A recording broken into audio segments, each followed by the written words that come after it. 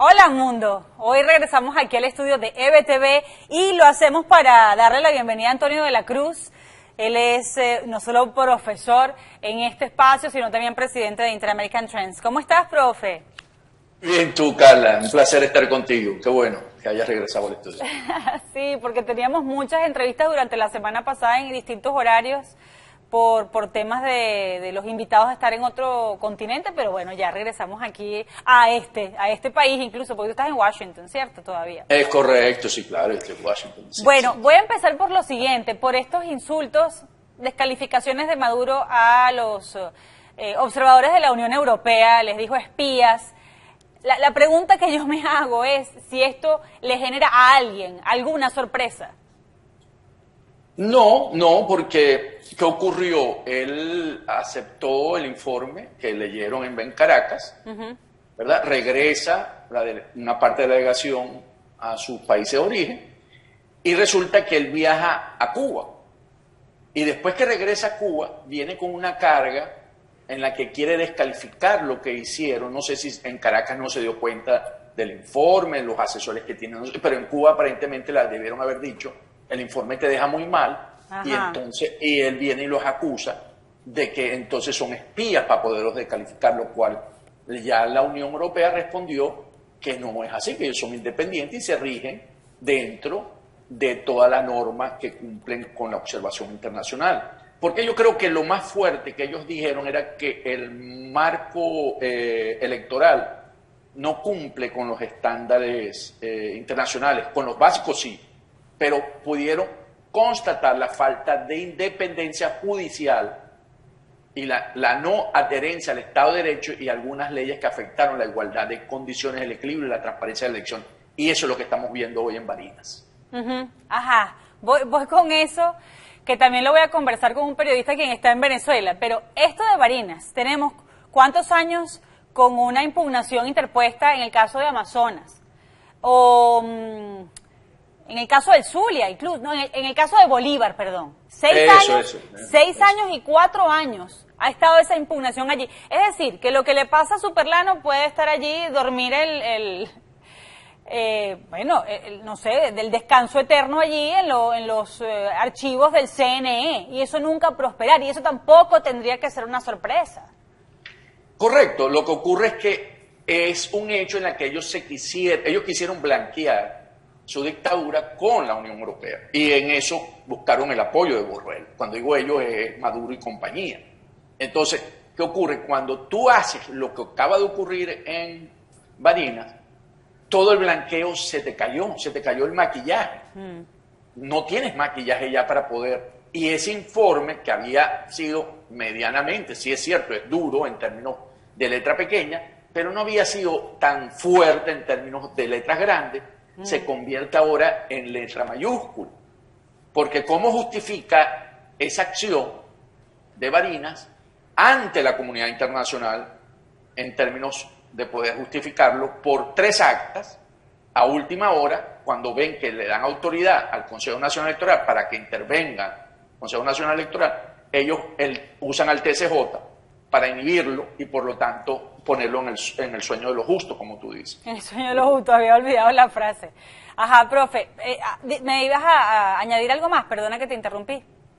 Entonces yo creo que por eso él viene y tiene que declarar lo que son espías para poder bajar esa carga que hoy tiene. Quiero que hagas referencia a Capriles porque dijo algo que no hemos conversado nosotros, y eso fue la semana pasada. Él mencionaba que cuando le preguntaban si la unificación o reunificación de la oposición incluía a un hombre, por ejemplo, como José Brito. José Brito se encarga de terminar de robar o materializar el robo de las siglas, de los símbolos de Primero Justicia.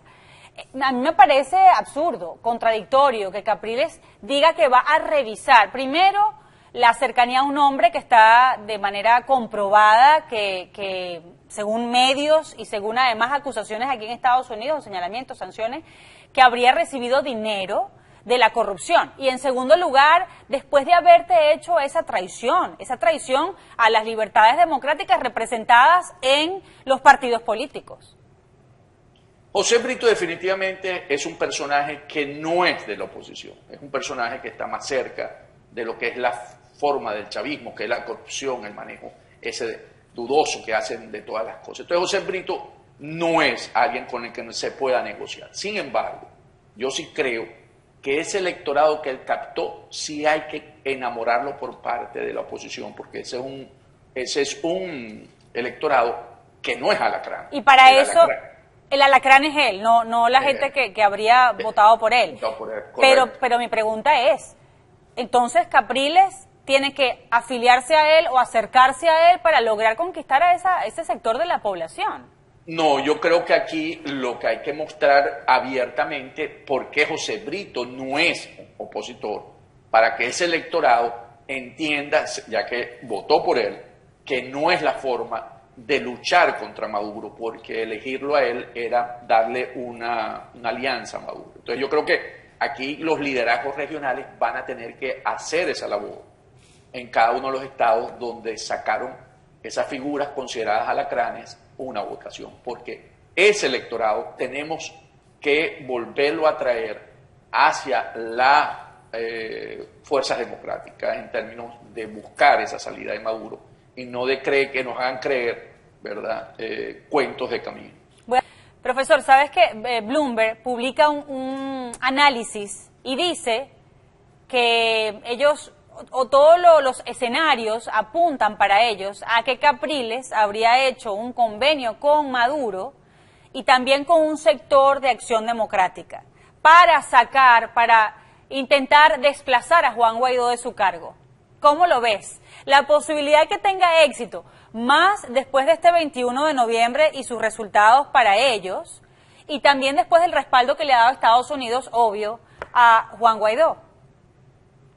Si lo vemos que viene de Bloomberg en línea, ¿verdad?, en ese sentido, vamos a ver que ellos ven los negocios y planteemos esto como un negocio. Ajá. Invirtieron bien mal la plata. La plata la invirtieron muy mal con Capriles porque no les va a dar los frutos que estaban buscando. Ellos vienen construyendo este negocio entre Capriles, Jorge Rodríguez, el mismo Borrell, en términos de buscar una opción distinta al gobierno interino para poder normalizar el gobierno en Venezuela, el régimen de Venezuela. En ese sentido, vienen construyendo eso y apostaron al 21N como una de las puntos importantes para desmontar el gobierno interino. En ese sentido, Estados Unidos y Europa jugaron adelantado y dijeron que el presidente sigue siendo para Venezuela Juan Guaidó como interinato. Y fijaron posición en todo, el Congreso, Casa Blanca, Departamento de Estado, ¿verdad?, Reino Unido. Entonces, ese hecho no lo van a poder cambiar porque el 21N dejó sin aire a los que estaban compitiendo, enfrentándose tanto al oficialismo como a los factores que participaron, o sea, quedaron desubicados, o sea, los unos con los otros, porque en términos de participación, no es cierto que hubo, según el CNE, un 40%, pero hay un 60% que no participó y en ese 60% tenemos que meter que hay más o menos un 15-20% de venezolanos afuera, entonces tenemos como un 40-45% de venezolanos que no participaron. En ese sentido, no los atrajo. Y ahí hay un punto importante, porque el cabello-madurismo se desborona, viene haciendo aguas, logra apenas si gana más gobernaciones en ese vamos a llamarlo elecciones entre comillas, como se le llama aquí, y entonces, pero con menos votación, con muy poca votación, ha venido mermando la votación. Entonces, para el grupo de Diosdado. El grupo del cabello-madurismo. Entonces, vemos cómo es su mínima expresión, cómo va cayendo, apenas si comparas los números que tuvieron en las primarias con los resultados del 21N, apenas crecieron un 2%, un 2.7%, eso no es nada, quiere decir que no mueven ya la gran cantidad de gente que ellos supuestamente mueven, ni con la coacción, ni con el carnet de la patria, ni con la bolsa de comida, porque hay un desencanto y eso a ellos les tiene que tener muy preocupados en términos de poder conseguir un futuro, porque si el camino se mantiene y se logra reposicionar todos los factores de la oposición, Maduro y su régimen, para mí, tiene los días contados en términos de si va a ser en 6 meses, 1 año o año y medio, o si llegamos al 24. La fórmula no está garantizada ahorita de parte de ellos. Pero, ¿por qué lo dices? Porque ellos siempre tienen lo que les ha funcionado para mantenerse en el poder, que es ir hacia adelante, correr hacia adelante con represión, con opresión y ya está. Y simplemente volver a patear la mesa y decir que eso no les funciona. De hecho, ellos están hablando de la posibilidad de una mesa aparte de México. Digamos, sí, ¿cuán vinculante es esta derrota en el 21 de noviembre? En votos, por más que el mapa haya quedado rojo, como todo el mundo esperaba, pero en votos, en conquista digamos, del entusiasmo popular, eso a la hora de la práctica ellos pueden decidir, bueno, vuelvo a hacer lo que siempre fui y se acabó, y dejo la pantomima de los diálogos. Ok, pero ¿qué ocurre? Ellos querían con esta elección buscar la flexibilización de las sanciones. Al Estados Unidos decir, reconozco a Juan Guaidó, las sanciones no se van a flexibilizar, sobre todo después de lo que está ocurriendo en Barinas, va a costar mucho flexibilizarlo. ¿Okay? Entonces, él sabe que ese modelo funciona con ingresos por parte de exportaciones petroleras. Si tú no le metes exportaciones petroleras como ingreso a esa economía, la normalización tiende a ser, porque no hay cómo, porque es lo que tenemos hoy. Hoy lo que tenemos es un Estado que lava dinero y eso es lo que le ha permitido mantener, pero es lo que tiene hoy. Pero para poder crecer necesita ingresos de forma lícita. Y la forma lícita, una de ellas es la gran exportación de petróleo. Y entonces, por lo tanto, eso es una. La otra, acuérdate que el reloj sigue corriendo en términos de la CPI, de la Corte Penal Internacional. Eso en un momento puede tomar calor. Entonces, si tú ves, te proyectas en el tiempo, los eventos próximos no los favorecen para seguir corriendo hacia adelante. O sea, hoy el acusar a la Unión Europea de espías, ¿cómo están esos gobiernos hoy que sus representantes estuvieron en Venezuela pensando? Entonces, podrá seguir, claro, tiene ejemplos, dirá, me mantendré aislado, haré un ejemplo como ¿cómo se llama? Nicaragua, o sea, países que hoy están asumiendo de esa línea, ¿verdad? Que esté ganando la esposa de Zelaya en Honduras no es un buen síntoma para la democracia en la región. Así es. Entonces, podrá buscar eso, pero va a llegar un momento en que tanto tensan la cuerdita que se va a reventar. Esa cuerda se le va a reventar en algún momento. Hay que tener un poco de paciencia y hay que seguir en la lucha, pero la lucha indica que nosotros cada vez vamos yendo, jalando y jalando y jalando cada vez más esa cuerda, y él jala del otro lado. Porque no llegan a punto de encuentro. Al no tener punto de encuentro, entonces la gente dice, bueno, es México la solución. Bueno, es México la solución para poner una fecha a esta crisis política de una elección presidencial, que es lo que queda, básicamente. Ok, mira, nos quedan unos minutos, poquitos minutos.